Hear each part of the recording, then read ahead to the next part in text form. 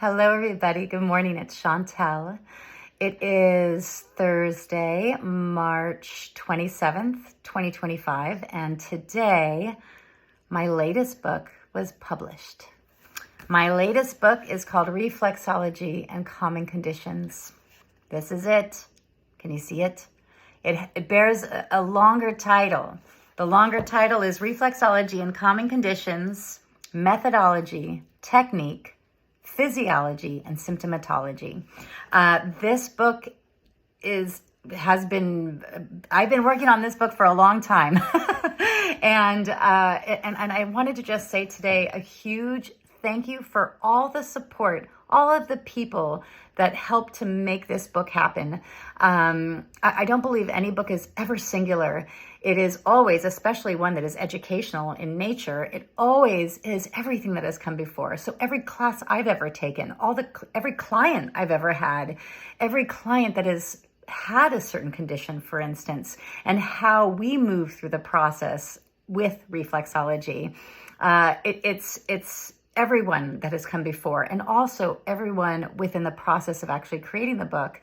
So my editor, Alison Maldonado, is a tremendous force, has incredible insight, has the ability to look at a word, look at a sentence, look at a phrase, and ask the right questions of me. And so much for me, I've been in this field for a long time, so I might forget something quite obvious. And she always found a way to ask the right questions and get me to write or rewrite something. So she's magical, instrumental in making this book make sense, both for a student, a practitioner, someone who's already in the field, or somebody who just wants to learn it for self-care. Instrumental for sure.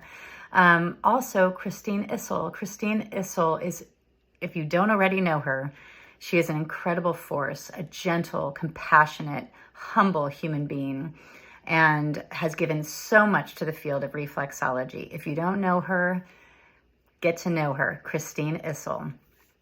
She was offers a really beautiful note at the beginning of this book, and in so reading also offered tremendous support and insight into parts of the book that could be way clearer. So thank you, Christine Issel. David Wayte, a good friend and a fellow educator, has a top school in the UK, creator of Finger-Free Reflexology, founding partner to the Integrated Reflexology Consortium, just unreal, unbelievable human being, writes the foreword for this book. There's also a few beautiful souls, practitioners, educators that have read the book and offered testimonials that also begin the book. So all of these people have helped this book. In addition to all that history, all that education, all the books I've ever read, all the clients I've ever had. You get the idea. Anyway, this book, I'm going to tell you a little bit about what it is. I think of it as in 3 sections. The first section of this book is, what is reflexology? How does it work? How do I do it? What are the benefits? What are the techniques? And a whole bunch of beautiful images that have been created by Briceño. He is the only designer I work with anymore. It seems he created the beautiful cover. Also, every map I have, the brain map, which resides in the fingers and the toes, the body map, which is in the feet and the hands. He created these as well as other line art for certain techniques and how to do them. He also created other images of every single body system. He created images of the feet and how to break it down, how to look at it in a certain way so you can best find where a certain reflexology area might be, a certain reflex area, for instance, and where it's housed, making this so much simpler. For me, I need things to be broken down very simply. And it's a goal in this book. And you will find, if you choose to get it, that things are organized in lists, bolded, everything, images, everything is really broken down for the benefit of the learner, of someone wanting to understand how to do this. So that's the first portion of the book. The second portion is the body systems, where you get the definition, the functions, subsystems, and then a little area I call in short. So in this way, if you're like, okay, I'm studying the body system, I understand the circulatory system or the cardiovascular system, the endocrine system, and you're like, what is it in short? How could I describe it in less than a sentence, in just a couple words? You could look at that section.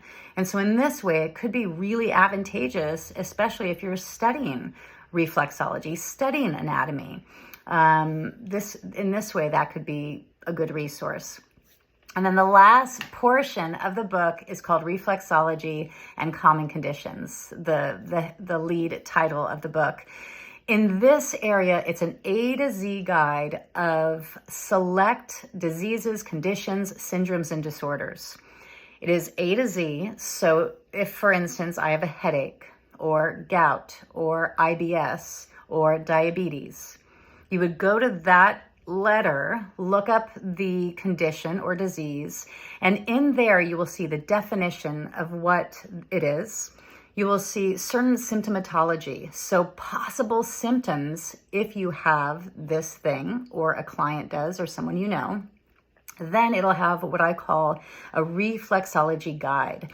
A reflexology guide is a list of reflex areas. Now, if you don't know what reflexology is at all and you've made it this far in the video, in reflexology, the entire body is mapped in a little, it's like if you were to think of like an architect with a really large house, there has to be a small scale model.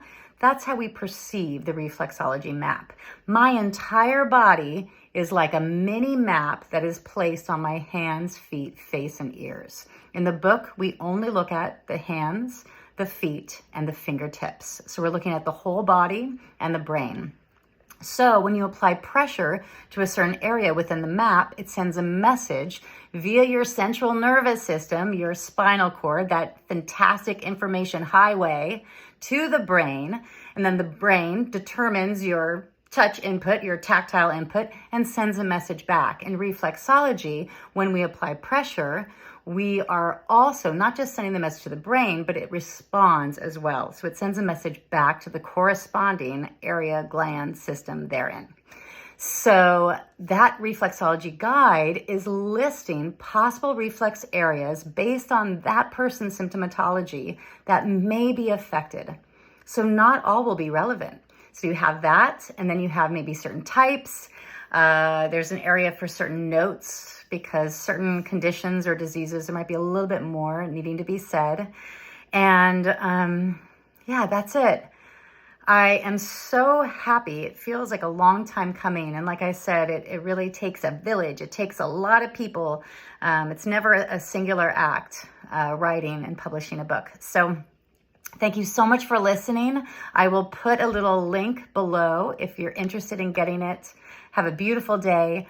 Thank you for listening. If you made it this long, over 8 minutes, have a beautiful, beautiful day. And cheers to your health. Bye.